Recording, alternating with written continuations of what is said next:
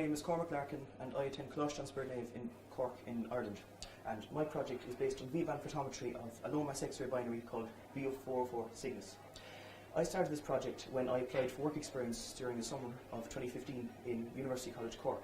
I applied to Professor Paul Callanan and asked him could I complete an astrophysics project of some kind, and he suggested that I measure the brightness of this system as it happened to be going to outburst at the time of my visit.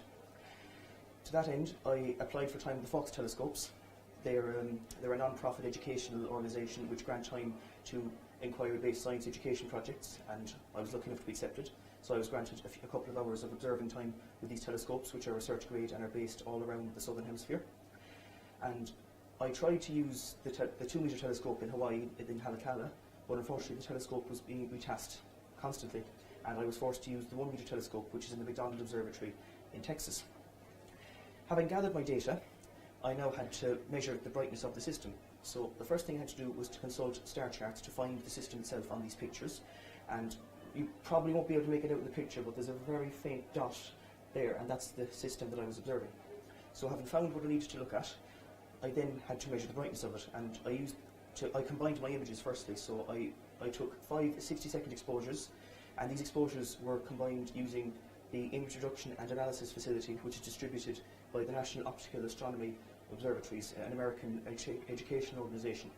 And the tool used was the ImComb tool, which is short for Image Combination.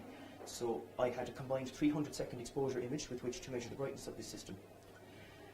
Having located the system on this combined image, again, it was slightly blurry, because when you're trying to combine images and they're moving, then it can get a little bit blurry, but it was still a point source of light, which I could measure.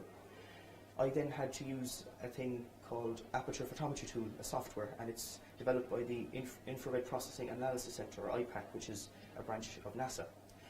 And I had to use an annulus differential photometry measurement, and what that is you draw a circle over the point source of light you're measuring, and you have a brightness distribution plot. So what you have is, I couldn't find an adequate picture of it, but what it looks like is you have a straight line, and then you have a peak, and it goes back to quiescence, and you draw the annulus around the quiescent part, so you get all of the light, even the part that isn't immediately visible. You then draw a second annulus or circle around some of the background, so that you have a comparison to what you're measuring, so that you know that if it's a certain brightness in the background and a certain brightness of the actual system you're observing, then you know what the actual brightness, the brightness of what you're looking at.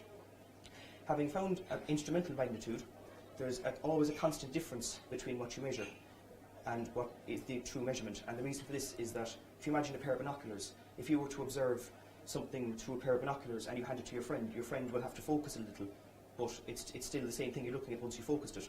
And this kind of focusing is when you have to find the difference, and this difference is a constant number, and this is found by looking at other stars which are calibrated. Previous outburst of this system was in 1989, and at that time stars in the field surrounding this system were measured. And I used those measurements and found the difference, the average difference between those, the previous measured ones and my measurements, to find the amount that I should subtract from my measurement. And the amount that I arrived at was 17.24. This magnitude is one magnitude lower, or well, higher, because it works inversely, than the magnitude that is when the system is in quiescence. And from this, then I could deduce that there was a rather substantial difference, as the magnitude is logarithmic. So although it was only going from 18 to 17, it was quite a large difference. And now I'll finish up by talking about what a low-mass X-ray binary actually is. A low-mass X-ray binary is when you have a donor star, so a star similar to the Sun, and either a neutron star or a black hole candidate. In this case, it is a black hole candidate. And what happens is, every so often, you see the two systems are spinning around each other. So you've got the star and the black hole orbiting each other around their combined centre of mass, and an accretion disk forms around the black hole because you've got dust and gas being sucked away from the star as it's spinning around. And this forms an accretion disk similar to a plug hole around the black hole. And every so often, maybe every 30 to 50 years, this collapses in. And this collapsing in is what releases these periodic outbursts of energy, mostly in X-rays, which is why it's called an X-ray binary. But there is some light in the V-band, which is the band that I completed my work in. And this increased brightness is what I was trying to prove or disprove. And having done that, at the time of my observations, the evidence that I found suggests that it had not returned to quiescence completely, seeing as it was much brighter than I expected.